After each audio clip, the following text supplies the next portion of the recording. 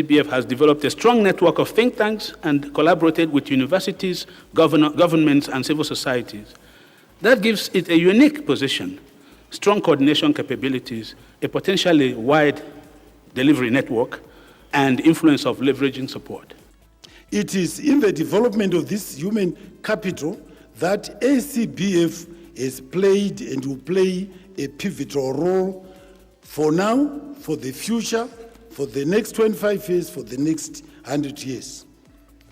ACBF is today one of a handful of premier capacity building organizations in Africa dedicated to building and strengthening human, institutional, and societal capacities on our continent.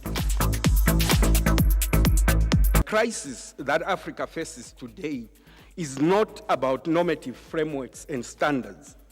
When you look at national constitutions, when you look at national development plans, when you look at regional economic indicative strategies, when you look at Vision 2063 and all the others, the normative framework body is there. The crisis that we face is about implementation and compliance and commitments to these standards. What should be the new narrative when we're talking about capacitating our continent and our people so that we then move forward? Capacity building for who, for what purpose? Tobacco is the only crop that you grow and you don't need fertilizers.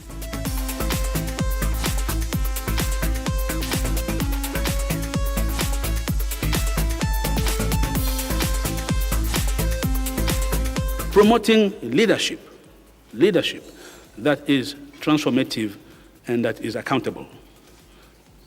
Because without it, we're not going to be able to implement any of these strategies. So as ACBF transitions to full maturity, I think we should all be proud of its achievements. The bank, of course, continues to support ACBF to ensure the success, in particular, of its transition to a new business model that meets the critical capacity needs of the continent, while ensuring the financial sustainability of the foundation for the next quarter century and beyond. As Nelson Mandela once stated, if you talk to a man in a language he understands, that goes to his head.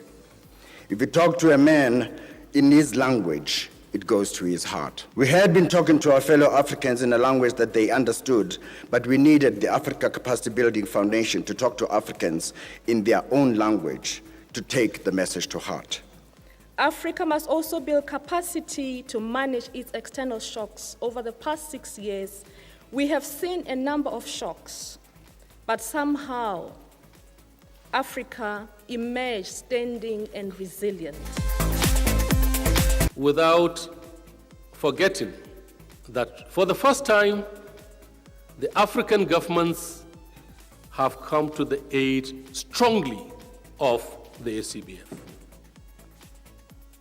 We were lucky at a time when we had our greatest funding problems. The African governments came and supported ACBF with all the pledges they have done.